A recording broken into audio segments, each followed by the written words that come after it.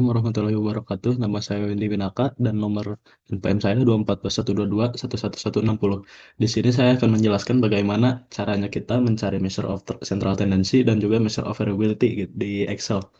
Oke, langsung aja ke penyelesaiannya. Kita pilih dulu data mentah yang kita punya, lalu kita copy aja, lalu kita paste di sini ini dahulu.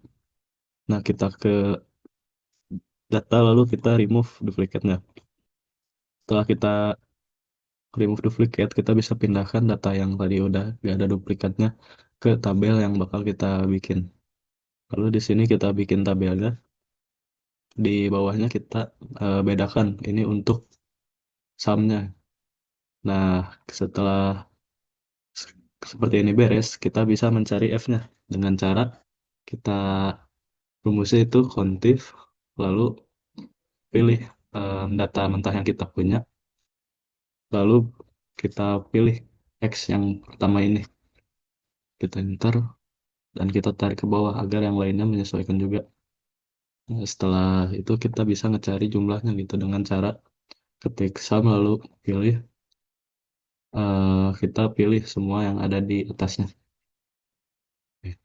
Nah, untuk XF-nya sendiri kita bisa eh, pilih X yang kita punya paling atas lalu kita kasih simbol bintang seperti ini dan kita pilih F-nya. Nah, kita sama kayak F yang tadi kita pilih lagi ke bawah. Kita eh, scroll lagi ke bawah. Nah, untuk sumnya sendiri kita scrollnya ke kanan biar nanti yang lainnya juga menyesuaikan. Nah, untuk kita udah punya X dan F, lalu kita harus mencari X dikurangi mean. Nah, untuk mencari mean-nya sendiri itu adalah jumlah XF, jumlah XF dibagi jumlah F-nya sendiri. Seperti kita miris-miris seperti ini dan juga jumlah F-nya. Setelah kita dapat ini, kita bisa eh, memilih untuk jadi dua angka aja seperti ini. Nah, kita sesudah itu kita pilih untuk mencari X kurangi mean, kita bisa pilih X, lalu kita kurangi dengan mean yang sudah kita punya. Nah, di huruf N-nya sendiri, kita beri tanda dolar gitu nanti agar tidak terjadinya error pada data yang bakal kita cari.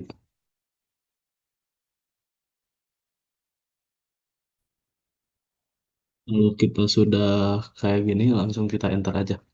Nah, kalau udah kita kayak tadi lagi, kayak yang sebelum-sebelumnya, kita pilih ke bawah dan udah ada gitu untuk jumlah X dikurangi min-nya. Nah, untuk X dikurangi min kuadrat, ini gampang aja, kita tinggal pilih X dikurangi min-nya, terus eh, kita beri tanda seperti ini, kayak huruf V kebalik ini, lalu kita eh, dua gitu, jadi angkat dua. Nah, kalau udah, kita tarik lagi ke bawah. Nah, kita udah punya X dikurangi min kuadratnya. Untuk F X kurangi min kuadrat, sama kayak tadi kita pencet aja F-nya, F-nya, lalu kita eh, udah kurung seperti ini. Itu kalian juga bisa kalau mau diberi tanda bintang kayak gini. Aku kita pilih data yang kita ini yang kita udah cari sebelumnya. Nah, kalau udah muncul, kita eh, ambil lagi ke bawah agar bisa dapat semuanya. Nah, untuk kita cari mediannya sendiri, kalau kita manual gitu, eh,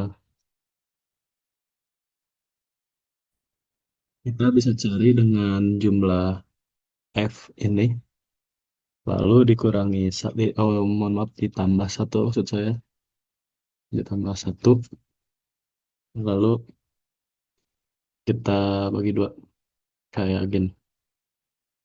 Nah,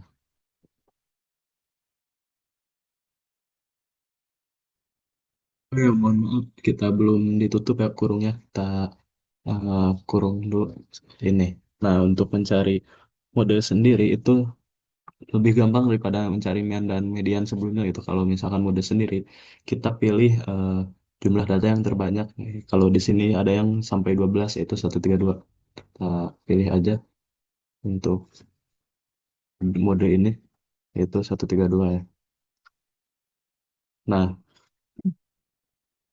untuk mencari range itu sendiri, kita tinggal pilih em, data yang paling besar dikurangi data yang paling kecil gitu.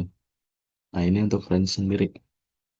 Lalu kita untuk interkuartil, kita harus mencari yang namanya kuartil satu dan kuartil 2-nya sendiri dahulu gitu. Untuk mencari kuartil satu, kita tinggal rumusnya itu seperti ini, 1/4 dikali dengan jumlah jumlah F ditambah satu. Jumlah F ditambah satu. Seperti ini. Lalu jangan lupa ditutup lagi kurungnya. Nah, untuk kuartil 2, mohon maaf, ini maksudnya kuartil 3. Kuartil 3. Nah, untuk kuartil 3 sendiri, kalau di sini kita 1/4 dikali jumlah F tambah satu, untuk kuartil 3 sendiri, itu 3/4. 4 dikali jumlah F tambah satu. Tambah satu. Ini. Nah, sesudah kita dapat ini, angka ini tuh urutan untuk mencari kuartil satu dan kuartil 3-nya. 16,5. Karena ini 16 dan 17 dan angka yang sama, jadi kita agak usah lagi cari pakai rumus untuk mencari lebih lanjut gitu. Jadi tinggal pencet aja di angka 120, 125. Yang ini juga sama karena di sini angka yang sama pas 920 kita pilih aja. Lalu untuk mencari interkuartil sendiri, di sini eh, kalian tinggal mengurangi, hmm, sebentar, mengurangi kuartil 3 kalian dengan kuartil satu yang udah kalian dapat. Nah, ini hasilnya. Dan untuk mencari variansnya sendiri, kita jumlah F, jumlah F, jumlah E di ini yang paling kanan ya, jumlahnya itu sendiri. Lalu dibagi dengan jumlah F dikurangi satu. Satu ini. Nah, kita udah dapat. Lalu untuk standar deviation-nya sendiri, kita itu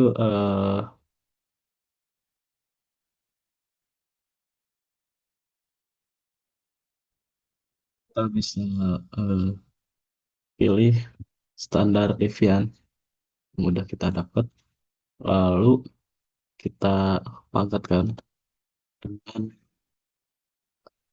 setengah seperti ini. Maaf. Oke. Nah, kalau udah kita dapat standar deviation-nya sendiri, kita bisa mencari poligon dengan cara kita pencet insert, lalu kita pilih aldat.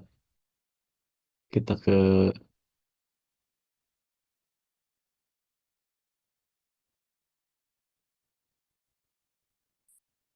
kita pilih yang recommended chart. Nanti kita pilih dulu yang F, all data F. Oke. Lalu kita pilih recommended chart. Nah, kita pilih yang ini aja. Lalu kita oke aja. Nah, kita pindahin dulu yang kosong. Nah, kita udah dapat semua dari mulai measure of central tendency, measure of variability, dan juga polygon yang kita cari. Mungkin sekian dari saya, Willy Naka.